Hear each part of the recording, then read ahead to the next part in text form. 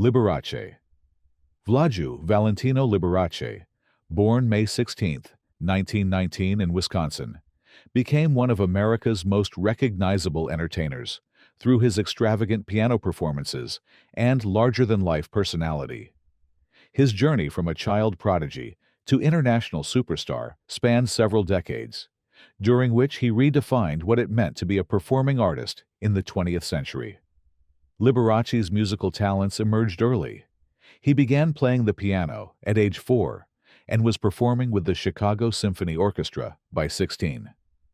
Despite his classical training, he developed a unique performance style that blended technical brilliance with theatrical showmanship. His concerts became spectacles, featuring dazzling costumes, elaborate stage sets, and his signature candelabra-adorned pianos. Throughout his career, Liberace maintained a carefully constructed public image that avoided direct discussion of his sexuality.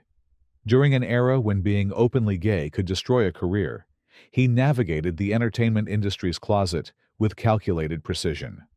While never explicitly acknowledging his orientation, he cultivated a campy persona that allowed him to express aspects of his identity through his performances.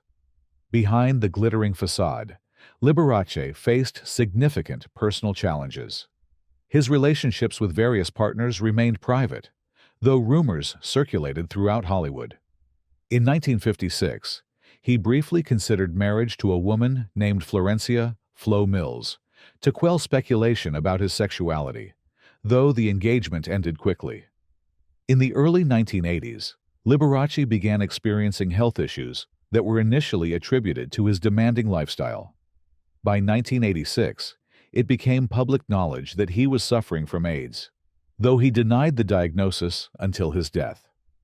On February 4, 1987, Liberace passed away at his home in Palm Springs, California, from pneumonia related to AIDS complications.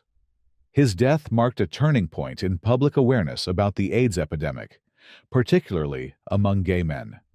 Liberace's legacy continues through his contributions to entertainment history and his posthumous recognition as an LGBTQ+ icon who navigated the challenges of his era with remarkable resilience. Ramon Novarro, José Refugio de la Rosa. Ramon Novarro Martinez, known professionally as Ramon Novarro, was born in Durango, Mexico, on February 6, 1899.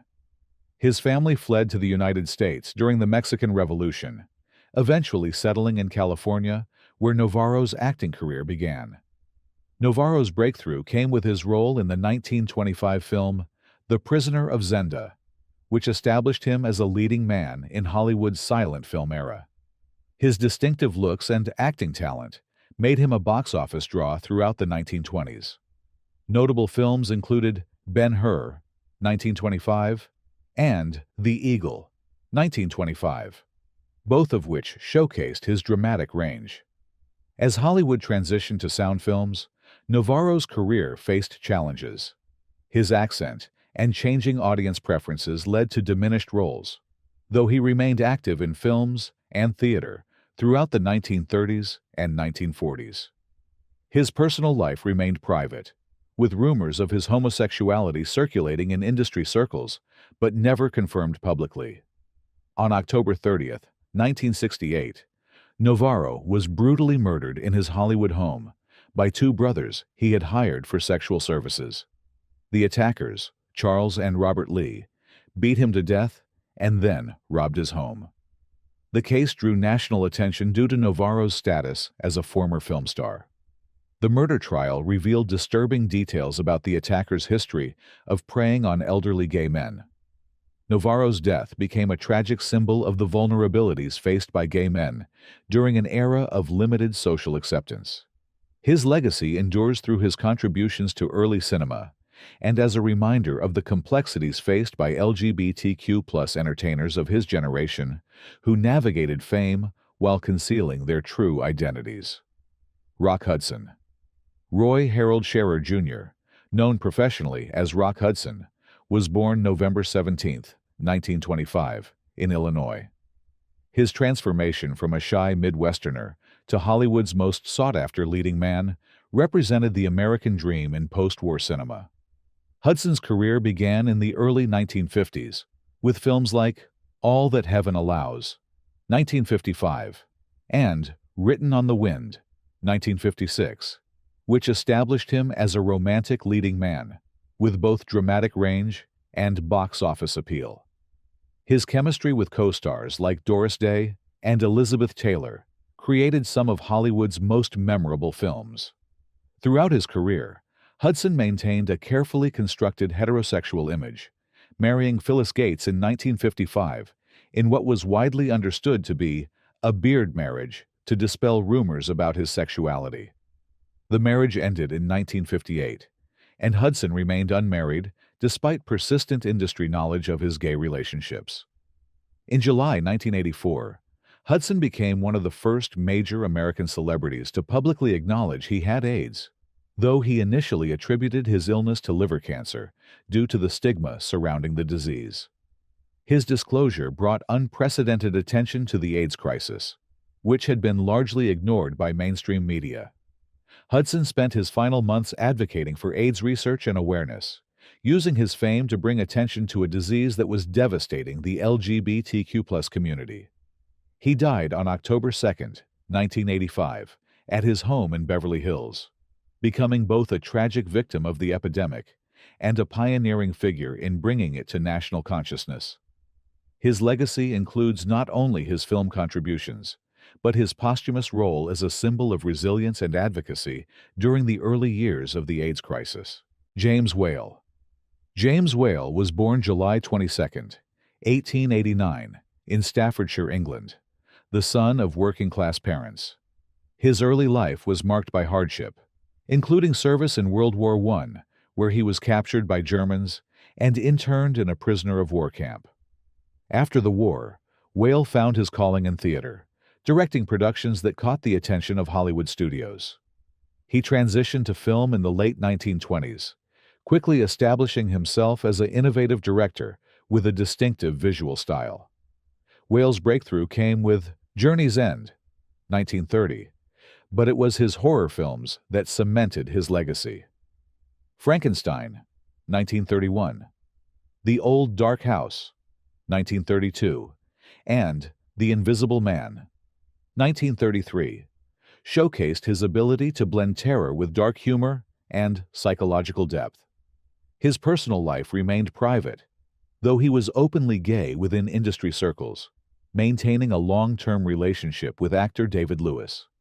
As Hollywood shifted toward more realistic filmmaking in the 1940s, Whale's distinctive style fell out of favor. His career declined, and he retired from directing in 1944. The following decades saw him struggle with depression and poor health. On May 29, 1957, Whale's body was discovered in his swimming pool. The official ruling was suicide by drowning, though rumors persisted about possible accidents or foul play. His death marked the end of an era for classic horror cinema and a tragic conclusion to a career that had once defined Hollywood's golden age of monster movies.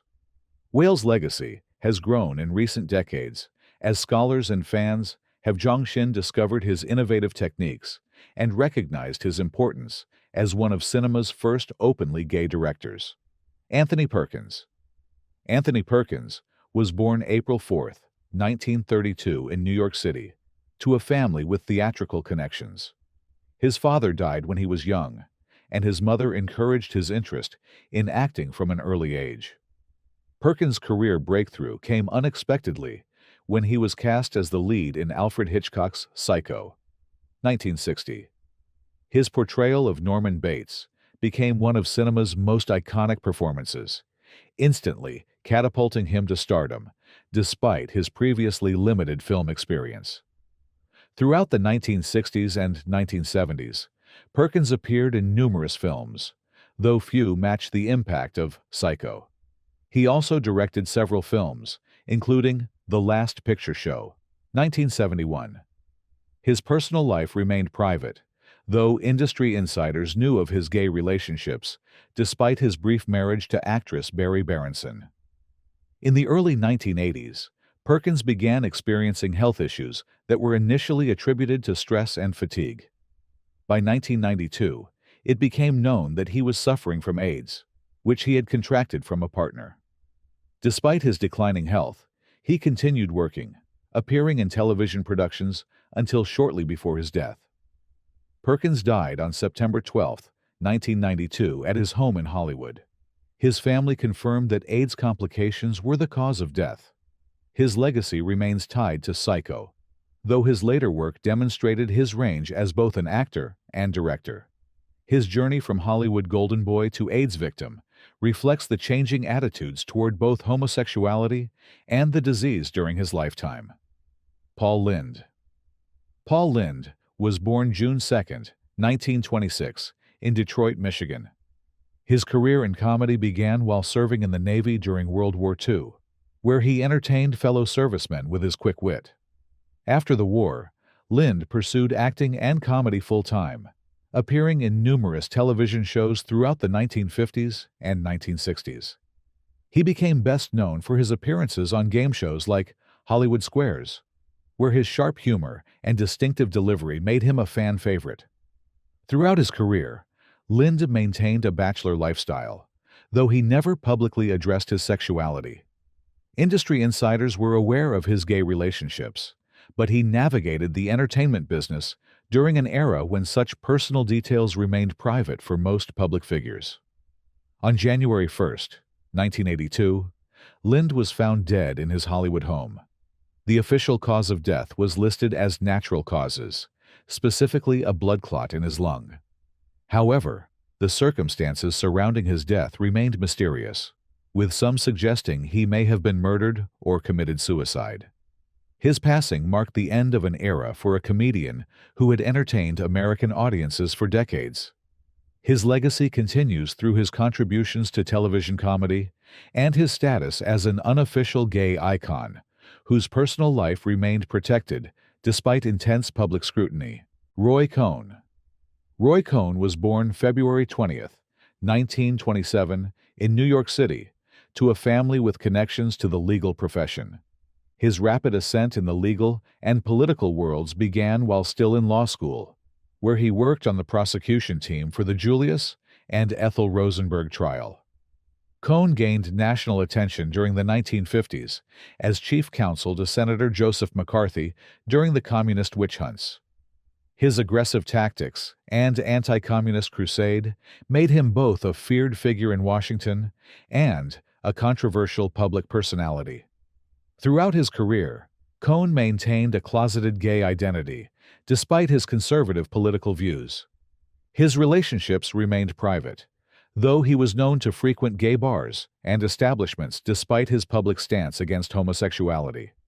In the early 1980s, Cohn was diagnosed with AIDS, but refused to acknowledge the diagnosis publicly, instead claiming he suffered from liver cancer. His death on August 2, 1986, came after months of declining health and attempts to continue his legal practice despite his condition. Cohn's life and death highlighted the contradictions within conservative political circles regarding homosexuality and the AIDS crisis. His status as both a persecutor of perceived enemies and a victim of societal prejudice created a complex legacy that continues to be debated by historians. Rudolf Nureyev.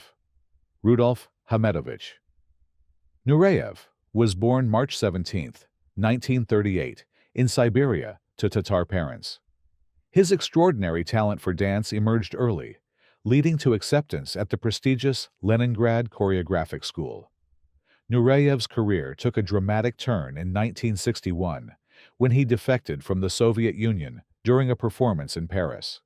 His decision to seek freedom in the West made international headlines and established him as both a political symbol and artistic sensation. Throughout the 1960s and 1970s, Nureyev became the most famous male ballet dancer in the world. Known for his technical brilliance, dramatic interpretations, and charismatic stage presence. His partnership with Margot Fonteyn revolutionized classical ballet and brought it to new audiences globally. Nureyev's personal life included numerous relationships with both men and women, reflecting his bisexuality. His sexual freedom became part of his artistic persona, though he faced criticism for his lifestyle choices during an era of increasing AIDS awareness. In 1984, Nureyev tested positive for HIV, but continued dancing and choreographing with remarkable energy. His final performances were marked by physical decline, yet retained their artistic power. Nureyev died on January 6, 1993, in Paris from pneumonia related to AIDS. His legacy as one of the greatest dancers in history remains intact, celebrated for both his artistic innovations and his personal courage in defying political and social constraints. Tony Richardson. Tony Richardson was born February 27, 1928, in London to a family with artistic connections. His education at Oxford University introduced him to theater, where he began directing student productions that showcased his innovative approach. Richardson co-founded the English Stage Company at the Royal Court Theatre in London, which became an incubator for new talent, including John Osborne and Harold Pinter. His theatrical work established him as a director with a distinctive vision that translated well to film. His breakthrough film, Look Back in Anger, 1959, captured the spirit of post-war British disillusionment and established Richardson as a major cinematic voice. He went on to direct Tom Jones, 1963, which won the Academy Award for Best Picture, and established his reputation in Hollywood. Throughout his career, Richardson maintained a private personal life, despite his marriage to Vanessa Redgrave from 1962 to 1976. Industry insiders were aware of his gay relationships, which he navigated with discretion during an era when homosexuality remained illegal in many countries. In the late 1980s, Richardson was diagnosed with AIDS. He continued working despite his declining health, directing films and theater productions until shortly before his death. Richardson died on June 20, 1991, at his home in London. His death marked the loss of a director who had bridged British theater and Hollywood cinema while contributing significantly to the development of the kitchen sink realism movement. Robert Reed. Robert Reed was born Robert Alfred Reed on December 13, 1932, in Hartford, Connecticut. His journey to becoming a Hollywood actor began with theater training at the University of Minnesota, where his talent for dramatic roles was recognized. Reed's career in television and film included numerous guest appearances and starring roles, but he achieved lasting fame as Mike Brady in the sitcom The Brady Bunch, 1969 to 1974. His portrayal of the patient, loving patriarch became iconic in American pop culture, despite his personal struggles with the show's restrictive format. Throughout his life, Reed maintained a private personal life that included relationships with both men and women. His brief marriage to actress Margaret Field produced 3 children, but ended in 1961. Industry colleagues were aware of his gay relationships, which he navigated with discretion during an era when such information could damage a career. In the late 1980s, Reed was diagnosed with AIDS, which he attributed to a blood transfusion. He kept his condition private until shortly before his death, continuing to work in theater and television. Reed died on May 12, 1992, at his home in Los Angeles. His family confirmed that AIDS complications were the cause of death. His legacy remains tied to the Brady Bunch, though his later work demonstrated his range as both an actor and director. His journey from television icon to AIDS victim reflects the changing attitudes toward both homosexuality and disease during his lifetime, serving as a reminder of the challenges faced by LGBTQ+ entertainers who lived dual lives in the public eye.